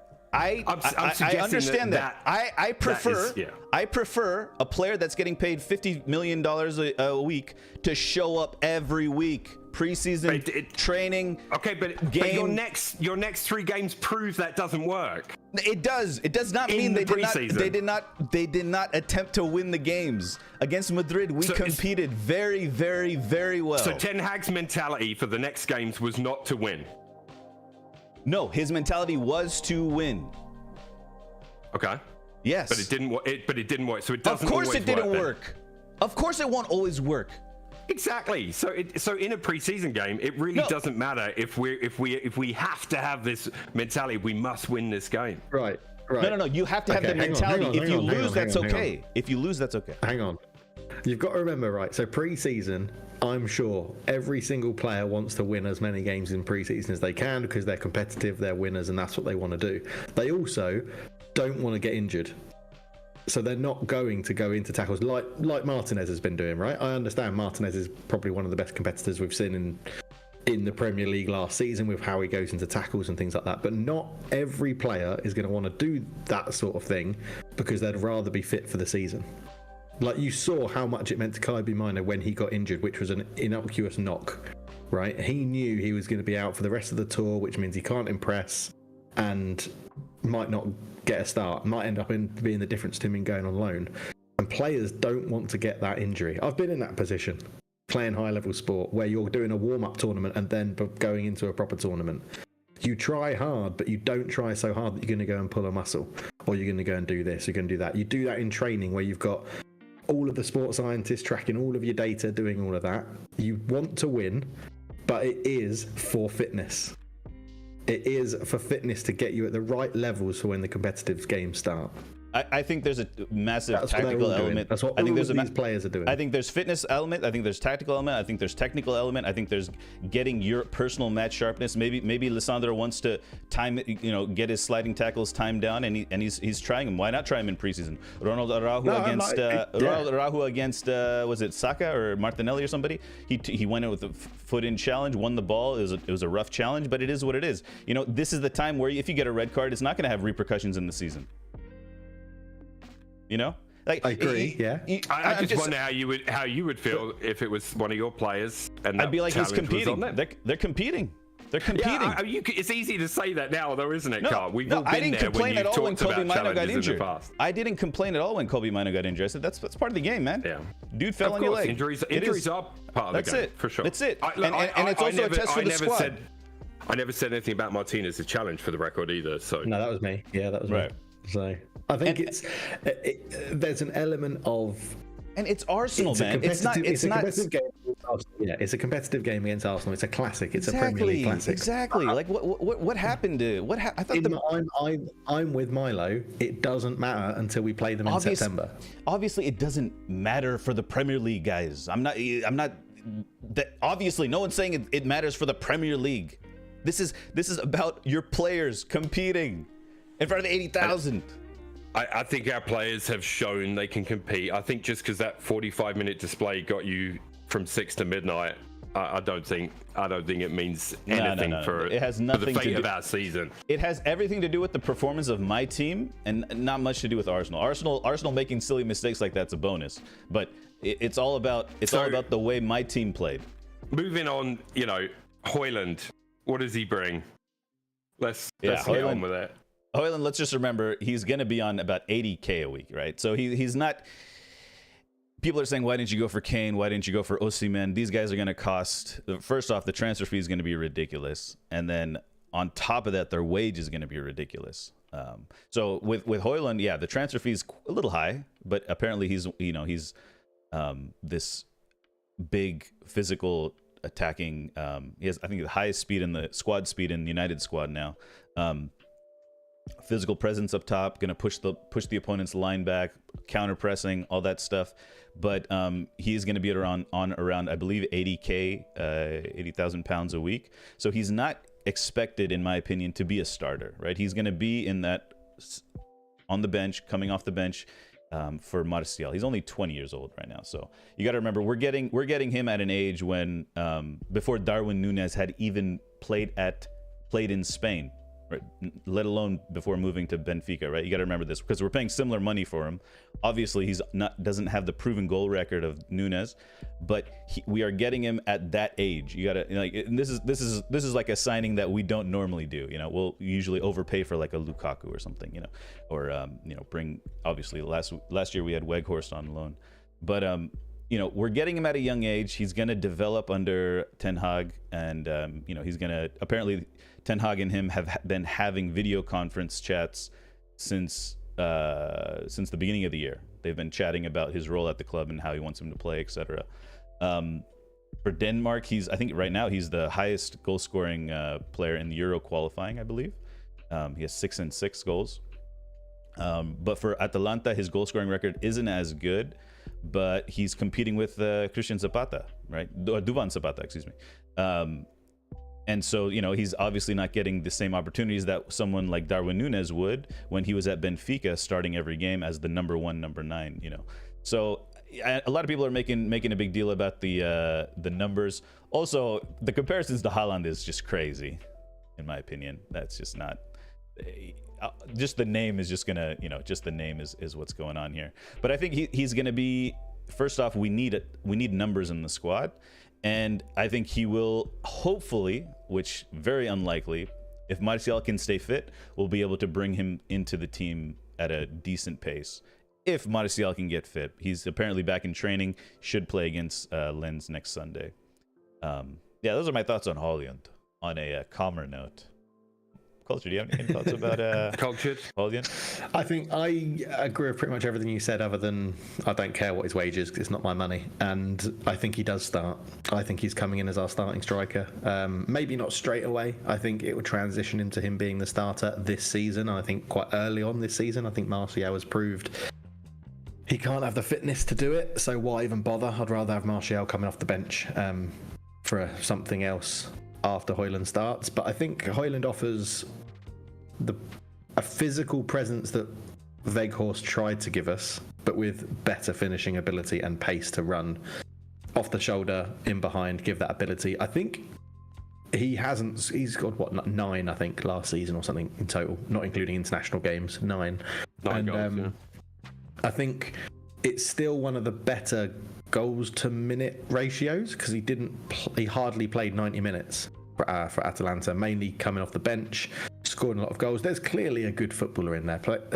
The clubs do this, or it's like Declan Rice, Havertz, however you want to do it. These clubs do so much scouting. They will justify how much they can pay and what they will go up to and what they won't pay and things like that. So there's a reason why Man United weren't the only club linked with him. It's like, again, Declan Rice. There's a reason why loads of clubs are linked with him. Jude Bellingham. It's the players are scouted and there's so much data on them. I don't care that he's only scored 9 goals for Atlanta because he's clearly a good player. Otherwise, no clubs would be interested in him. Like, he's young, he's athletic, he's big, he's fast, he can score goals. Great. It's exactly what we need. Like, Bruno had the highest XA expected assists last season. We just didn't have a striker to finish them off. So I think. Yeah, with the forward of his current record, and he is young, he's got youth on his side, or the rest of it, right? Like, if he was coming in at Arsenal, I'd be like, I would be hoping he wouldn't be necessarily the number 9 starting striker, maybe. But if he is your starter, it's quite a risk, right? Because you're not bringing in a prolific. This is the thing, right? European prolific goal scorer, right? So in an ideal world, you bring in Kane or Osimhen and Højlund, and you have one of them starting up front for you, and you have Højlund coming off the bench. But we're never going to do that. And I quite like the fact that we're not going down, like Cart said, we're not going down that Lukaku route. Spanking 80 million and 200 grand a week on a player that turns out to be shit. And it's not to say that that he won't become one of the best forwards in Europe. Maybe he will. Like, I did catch a few of his performances because I watched a lot of Serie A last year because we kind of did a Serie A segment there during the season. And I think I'd be very happy with that signing.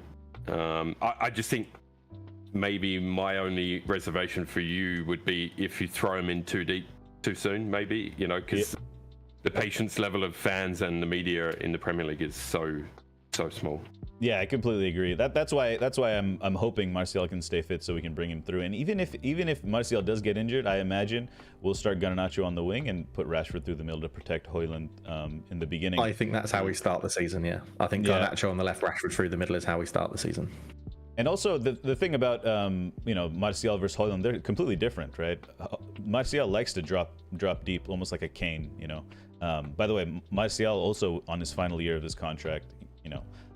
So we'll see what happens with that. Maybe I imagine he'll leave on a free. He's on 250K a week, so he's not going to be looking for. I mean, moving him on that type of wage is going to be difficult, right? I don't know when he renegotiated that contract, but we signed Martial at a similar age. I think he was, even younger than Højlund. I think Martial was like 18, I want to say. And we paid him outrageous wages. And I think the wage part is a very, very important part of this contract, because someone mentioned it to me the other night, is the wage is what kind of keeps players at the club, right? If you give them a high wage, they're other clubs are less likely to want to pay that high wage. They're less likely to want to sign him on a better wage, to make it an enticing offer for the player to leave Man United. And him being on around 80K, which is rumored, I don't know, maybe could be higher, I don't know. He was apparently on 600K a year at Atalanta, so he's definitely getting a pay rise. If things don't work out and a loan needed to be determined, or if things don't work out and a sale needs to be made, we could still get him off the books for decent value. We'll probably eat some of the transfer fee if things don't work out, but the fact that we're not paying him Jadon Sancho 350K a week after a year or two in Bundesliga, obviously proven track record for Jadon Sancho, but the fact that we're getting him at this stage rather than post, quote unquote, to quote Darwin Núñez, post Benfica era, right? After scoring crazy goals is I think a plus for us, even though we're having to pay a little higher transfer fee at this stage. But but he just offers something different, right? Right now, Rashford's the only one who runs behind the line, and Garnacho, and they both play off the left. So it's Rashford through the middle, little flimsy, little weak, difficult with his back to goal, to hold up. Højlund can do both, right? He can also play out on the right wing. For Atalanta, oftentimes he would play out on the wings as well. Lots of pace, and real kind of a physical specimen as well when you think about it. So very much that way. It kind of brings us to, like you guys asked me, what do you win? Do United win anything this season? If so, what? Got this feeling we're going to win the FA Cup. I don't know why. I don't think we're going to win the Champions League. I don't think we're going to win the Premier League. I think Man City regain their stronghold on the League Cup. But I've got this feeling in my bones, as they say, that we're going to go and win the FA Cup this year, which I'll be happy with. I think top four in the FA Cup, I'd be pretty happy with that. I mean, how can you top a friendly win at MetLife Stadium against Arsenal? I mean, I don't think you can really top that. We know that's how you feel. You can't top it. So I mean, anything from here on out, it's a whatever. But top four has to be the minimum. That's the trophy I want again, because the positioning we had to sign players from that top four position is how we're getting Haaland, is how we're getting Onana, is how we're getting Mount, and possibly Amrabat, who might be coming in. But if we lose that positioning, we still have these players, but maybe some of their wages go down. Maguire, for example. Do you think you can challenge for the title? I mean, sure. I think it's possible if we can get Casemiro cover, because I'm just looking at last season. Obviously, now with Onana, it does change things. So now it will be a slight growing pain with Onana now, because now the center backs are going to be a lot more is going to be demanded of our center backs playing on the ball, etc. But I do think that if we can get that Casemiro backup, because Casemiro, he showed glimpses that he's obviously past his prime last season. A couple games here and there, he'd go out of form. Obviously, he picked up some red cards, and we were left with McTominay, Fred as backups, and that's where the drop-off you really felt the drop-off there. Also, obviously, in the front line. So I don't know if Martial Højlund, right, and also Anthony, right? We got a lot of unproven players on the front line that will really dictate things. For example, if I look at Arsenal, I see Saka, I see Martinelli, I see Jesus, I see that front and Odegaard, that front four working really well together, creating chances. I don't see that at United just yet. So thinking of them as a title challenge, it is just speculative.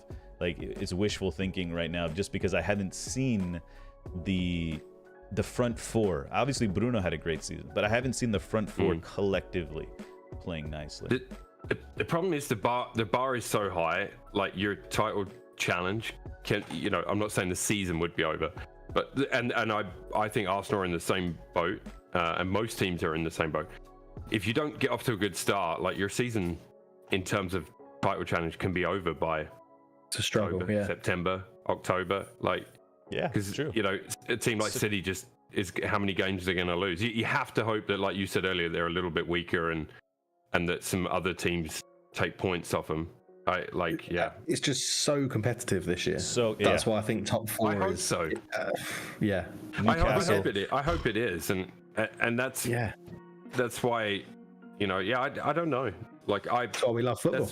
That's why I said top four as well. I want to see Arsenal challenge. I think we have to challenge again, given what we've done after finishing second last time. But top four for me, we got to stay in the Champions League now. That's the minimum bar. Right? I think this is where I hate to go back to this, but like, this is where just winning the game and going in with the mentality of winning the next game is going to be key, because like you said, it's going to be extremely competitive. Chelsea have just the league to focus on. They've got a nice little setup. Newcastle, Spurs with Ange will have a little pep in their step. City, obviously, Arsenal, Liverpool as well. They got a lot to prove. It's just going to be like, just focus on 3 points here and there. Yeah, the one game at a time mentality is what Arteta preached from the start of last season, and it worked a treat until the Saliba. And you could say the same for Ten Hag, right? We played most games, I think, in England, because we were kind of going at each competition full force. Obviously, injuries and things like that happen, and that's just part of it. I'm sure there will be one or two teams that will finish a lot lower because of injuries. It could be Newcastle, it could be United, it could be Arsenal, it could be Spurs. It could be anybody. But yeah, that'll be over time. There's an argument to be made that Pep's style of football commits less injuries. It's because of the snooze fest, as I like to call it. The question is, do we this season do a 91st minute watch along for certain games? It's going to be tough for the time difference, but yeah. Yeah, but you're up. Yeah, even if you're drunk, I don't miss the Man United Premier League games. Yeah, I don't miss them. Have one of your Singapore nights out and come join us. It'll be hilarious. I've stopped drinking. I'm not drinking for 6 months now. 6 months? Oh, wow. Yeah, I know. Yeah, I'm going sober. So. Does that include Christmas? So the 6 months will end at Christmas, and if it's gone really well and my health's improved, I mean, I'm not unhealthy, but if everything's gone well, then I'll just stay sober.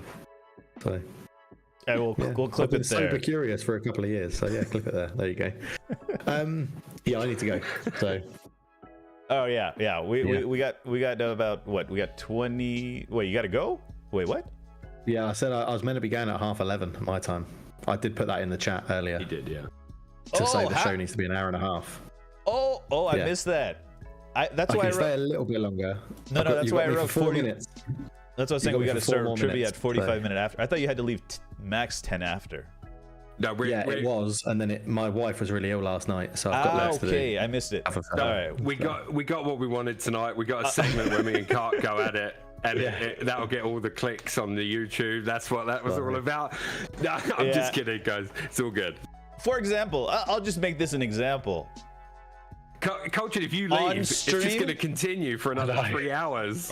Me and him. On stream, I do turn it up to 11 a little bit. A little over exaggerated. Okay, just example of the MetLife Stadium United Arsenal. It's like you can't. Some people, you know what I mean. it just your happens. issue, Cart, is that Milo and I are seasoned football fans that have had all these discussions probably like 10, 15 years ago. And now we're past it. It doesn't excuse bad performances. I'm sorry, guys. You can make excuses. I just choose. I refuse to allow players that are paid millions and millions of dollars to not perform. For 80,000. That's it. I do get that. Yeah, I do get that. So just one question then: when you inevitably lose a game with your players that get paid millions and millions and millions, you're saying you refuse to allow it. So what is your? I rip into my players. I rip into Rashford. I ripped into Rashford against Dortmund. I spent a lot of time ripping into Rashford these last 24 hours. What I get from actually quite stressful about if it's the lack of perceived effort. Focus, like the mentality. That pisses me off. Do we all not talk about it? There are games last season. You could go back and look at a number of our shows where our teams have lost, and we've all criticized stuff or talked about a lack of effort, or the other team wanted it more, stuff like that. And I totally am on board with that. Just not in a preseason game, and that's the only difference I think really. Every week, this is I'm a fan every single week. I don't take it off. I don't take summers off.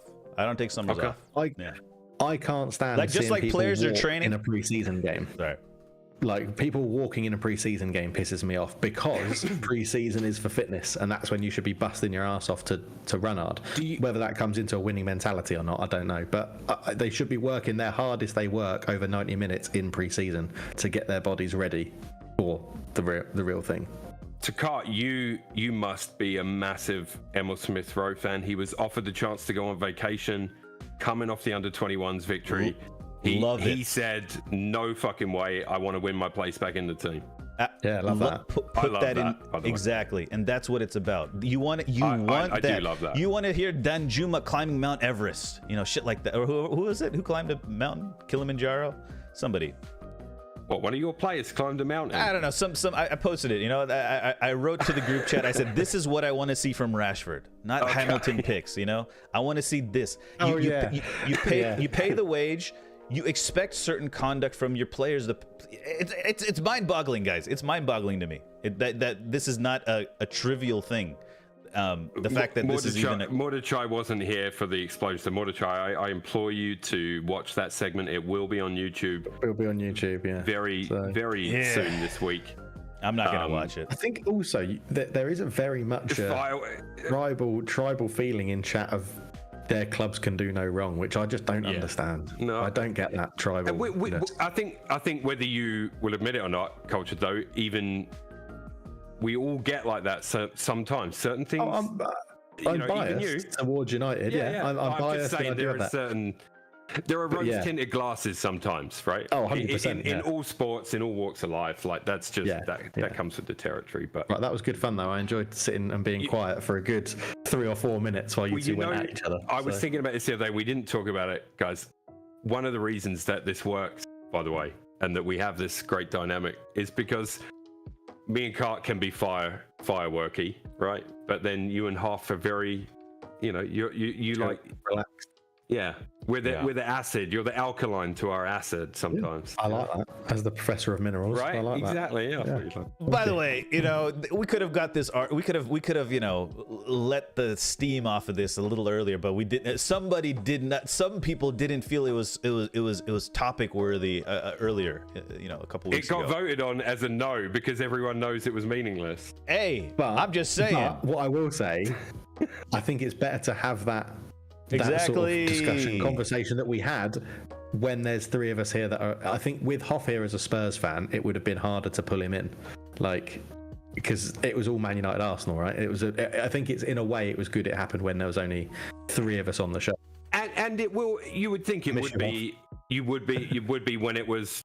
If Man U and Tottenham have an absolute barn burner this season, and there's violence and there's some questionable calls and fouls and. You know what I mean? Like, there could be some more fireworks there, right? Yeah. Right, that was really good. Thank you, chaps. Alrighty. Thank you, everyone on YouTube. Sorry, and I totally missed the timing. Yes. Okay, there we go. Yeah. No worries. Good night. We just see Cultured. Yeah. Should we commit to another 2 hours? We could probably go another 2-3 hours, just me and you arguing about it. I know we can. Oh wait, there's no ending screen. This is the ending screen. This is black. Right. Just darkness. Guys, why don't we just use the same outros that we've made for other stuff? It was there. It's gone now. I don't know what happened to it. I cleaned up all the scenes. Guys, that was the first of many. Hold on, what happens if I go here? Let's see what happens.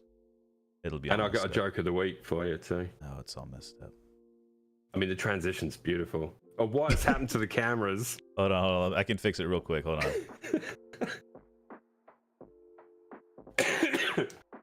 Yeah, a little bit early today. Like everyone's down, man. I'm recovering from the man flu, hence the cough. Hoff is not feeling very well. Cultured had to leave early. His wife's not feeling very well. The man flu. Cartwheel has to get off so that he can go and watch the rerun of the first half of Arsenal Man United from last week.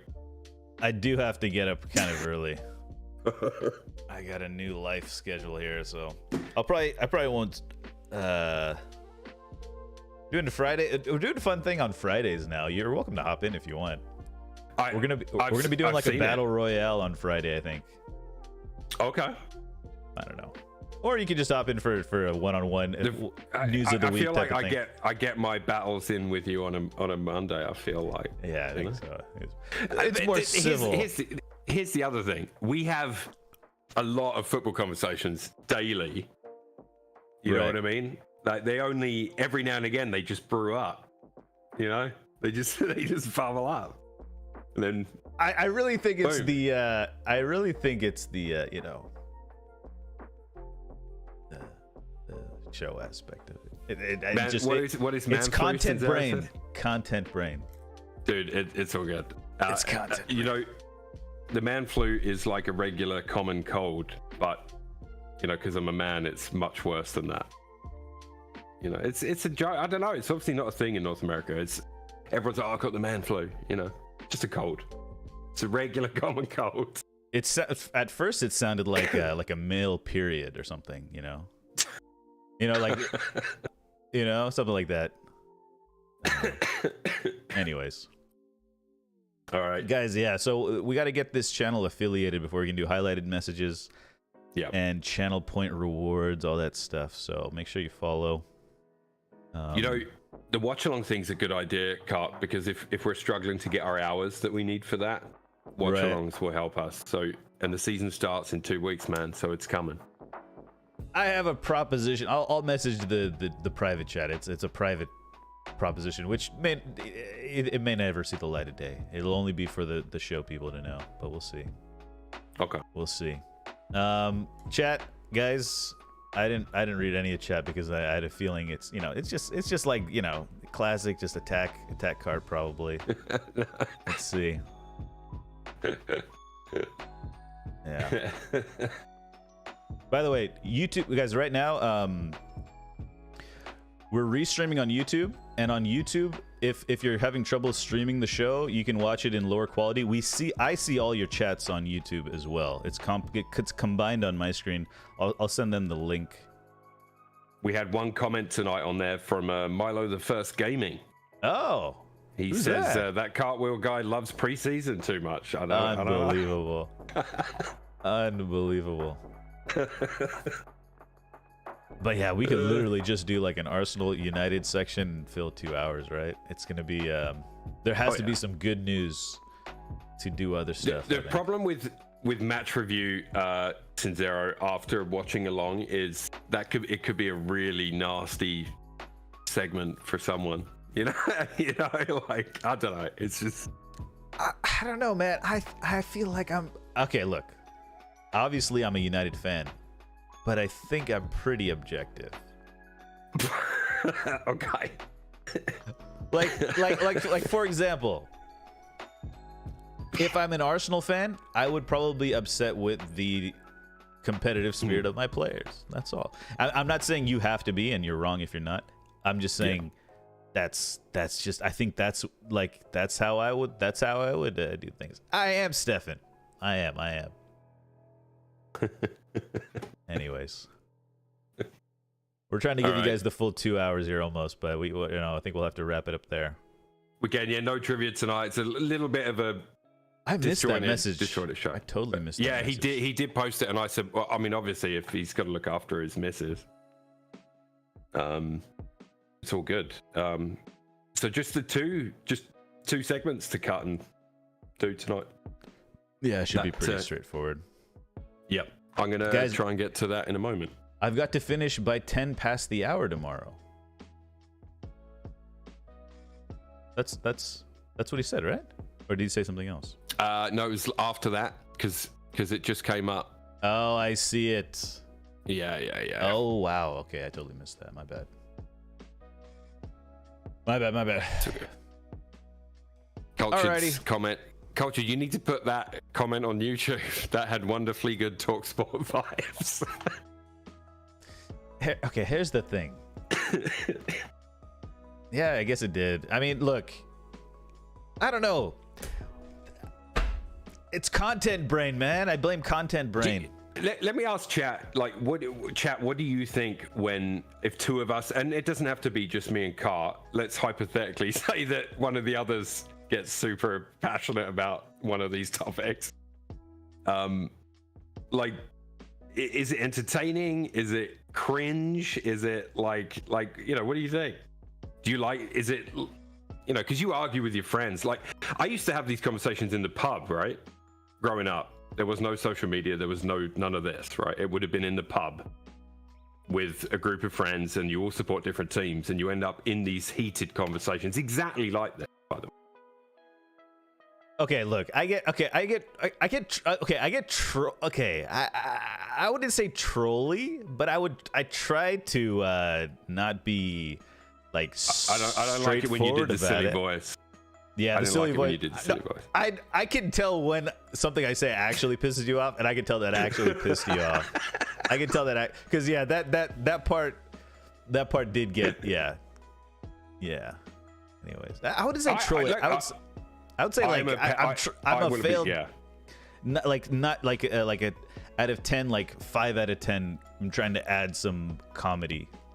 But I am the first to admit, like, I'm definitely a passionate football fan, and I think most people that love football are passionate, especially when it comes to matters of their team or like USA or England, the World Cup. You that's the only other time you probably get as heated about it. And like, heated debates are, like I said, they've always been there in football and any sport really. But I just think there's so many angles as well to football. It's why we love it, right? It's why we love it. And in the next year of the show, there'll be plenty of fireworks, guys. Don't worry. Yeah. Yep. We always come out of it fine. I think once maybe once or twice in the past we've had a post-show message of like yeah, it's always good to clear there, but I like to think okay, and I'm explaining it now. I think for the show I'd turn it up to 11 a little bit, I don't know, man. The only way we're ever going to resolve that is at some point we have to sit down and have a beer. Yeah, fair enough.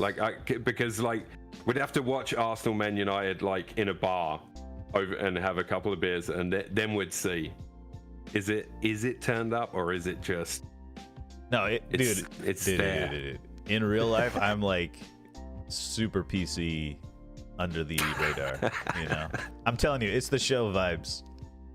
So you're a keyboard warrior is what you're telling me. Keyboard warrior. It's just like, like I said, when you're performing, if you're in front of 80,000 people, you're gonna throw in a tackle, that's all. Yeah, you can feel the vibes. I can't. You know the vibes 3rd. in stadiums. You know the vibes. You know better than I. You know better than September 3rd, 8:30 a.m. in the morning Pacific time. Oh wow, is it 8:30? That's at the Emirates. At the Emirates. I have yeah, we'll see. My life schedule could be changing, so we'll see. I hope I can get some of these. Yeah, some mornings I might be busy, but we'll see. Yeah. Don't worry about it, dude. You don't have to. You have to tell me. I got twins. I got a 6 a.m. call time tomorrow. Gotcha. So I'm like, Nice. yeah. West Coast PL is rough. Anywho, I think we've gotten to 2 hours, guys, for you. Chat. Yeah, Thanks for hanging out. Yeah, we'll see you soon. Yeah, follow the socials, guys. Just follow, even if you don't use it, just follow it. It's just a meaningless number. It's a meaningless number. Just click it. You know, make it's make like a fake Preseason account. friendly. use your porn accounts or whatever, you know, your email addresses. Use it all, everything. No, don't. Yeah, just and tell all your friends. Tell your friends as well, and family. Twitter, everything. You know, buy merch soon. We're gonna get some merch soon, hopefully. Yeah. For starters, we should all be rocking a t-shirt soon. Like that is a commitment we need to make for sure. I've already started work on it. It's getting there. I just need a couple more things from Half. Cool. Alrighty, guys. Well, thanks for joining. No post-show stream tonight. I have an early morning tomorrow, so I will see you guys later. Good night. What do you call a singing laptop? Adele. Oh, I went to see an Adele concert. She sang one song and the concert ended. What? You get it? She's so good. She sang one song though. The fat lady sang. Oh god.